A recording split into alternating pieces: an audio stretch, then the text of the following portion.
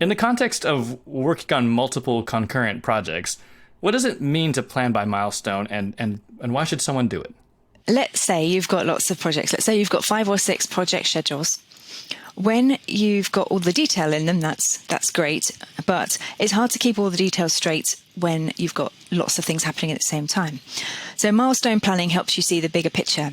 You may still need your detailed schedule, but if you have also a milestone list of the big things that are happening, the major activities, you can look at those milestones of all the different projects, and that helps you manage your time because you can see when the big steps are happening and what's coming up across all of your projects. So what you'd be looking for would be things like, when have I got 2 projects kicking off at the same time? How I do it is I just create a spreadsheet with my projects across the top, dates down the side, or the other way around. I tend to have dates across the top, so I'm reading it more like a Gantt chart. But projects down the side, and then I'll just write in the boxes: kick-off, big meeting with stakeholder, UAT starts, project close, review, auditors coming. It's nothing you have to share with anybody else, but if once you've kind of grouped the big things together across all of your projects, you get a matrix of what your life is going to be like for the next however many months.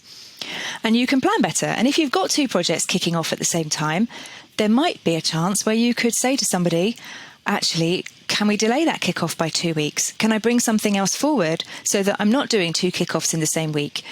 Or if we've got 2 projects closing at the same time, can we combine them? Can we have 2 project closure meetings? Can we hand over the meeting minutes, or, can we close down the projects and hand over the deliverables in one session instead of 2? So there might be things you can learn from looking at all of your schedules together, but when they're very detailed schedules, you'd never be able to pick through it and see that big picture.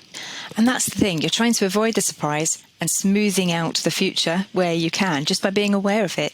Because I think often, in my experience anyway, managers say, oh, let's start this project, this one's just been approved, but they don't really understand what we do day to day, and they don't really understand what the implications of saying yes to something today is. But if we could surface that information and tell them that if they say yes to it, but in 10 days' time, everyone will be happier, then they may well be open to that. It's not that they want to overburden us, it's just they don't have visibility. 100%. I love that. I love that your tool for it is kind of like, it can be low fidelity. I was thinking, I was like, oh, okay, well, let's crack open, ClickUp or Asana and have that overlaid view of all the project plans, and it's going to require all this technology and expense.